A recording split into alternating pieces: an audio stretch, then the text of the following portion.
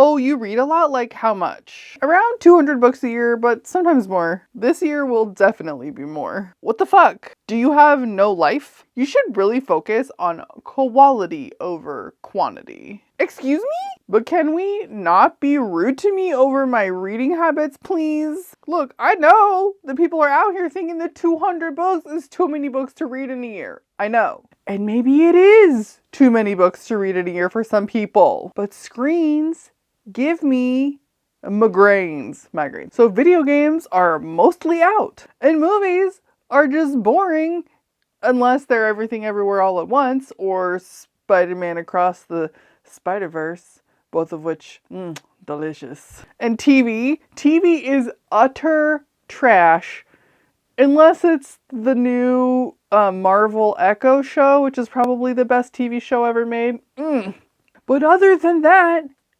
there's nothing.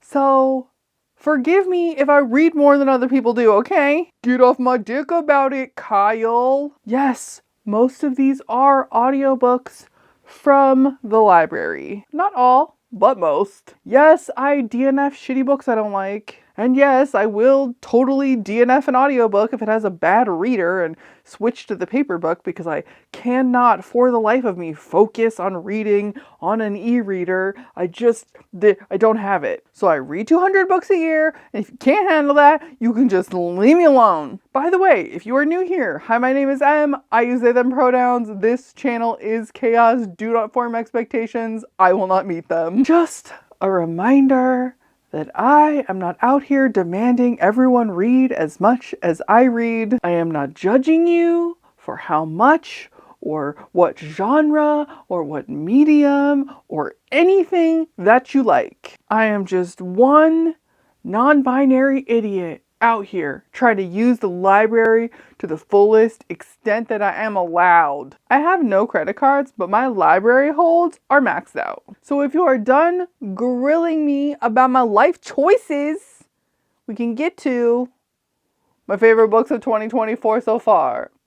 So far this year, I have read 41 books.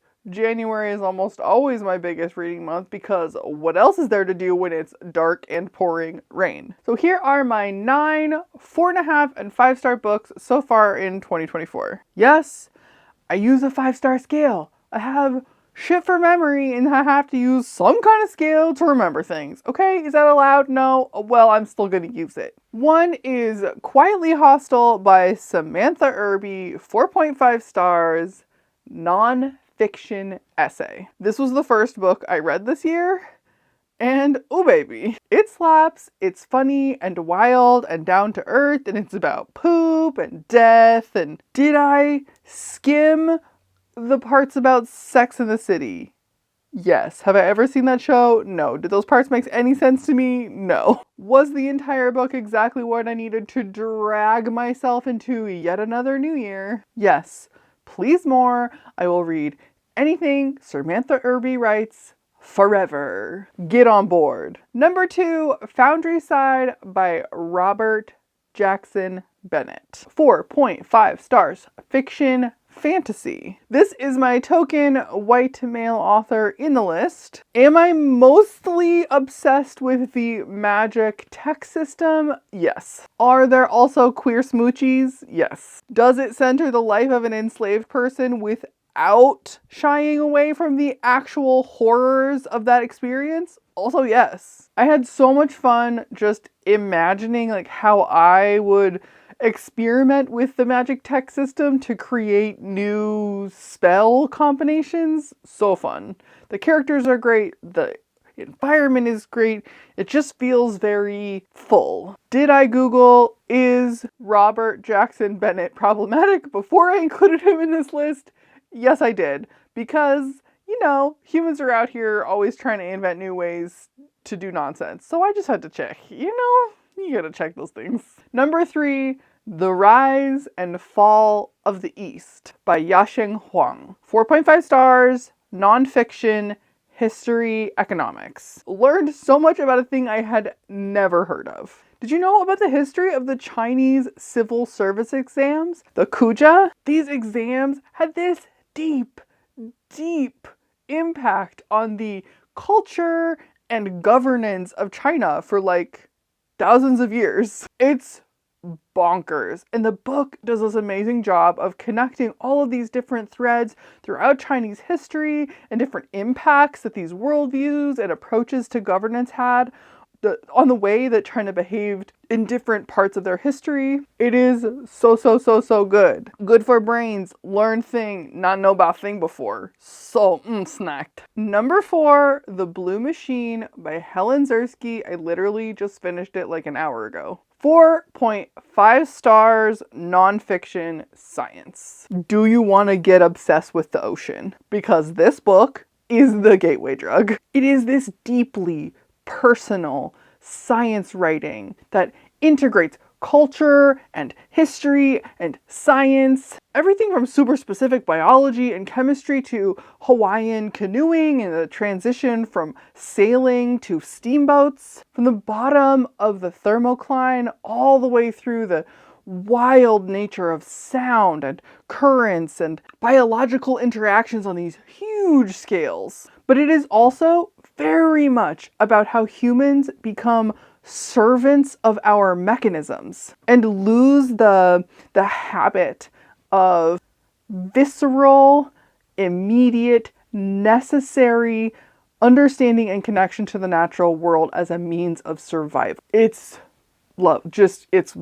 so good. Number 5, Broken Places and Outer Spaces by Nnedi Okorafor. 4.5 stars, nonfiction memoir. Most people know her for her science fiction, but this book is all about transformation and disability and the relationship between disability and creative innovation, which is absolutely my favorite topic. So if you have read her sci-fi and you're interested in her life and perspective and how those things influenced her writing, pick it up.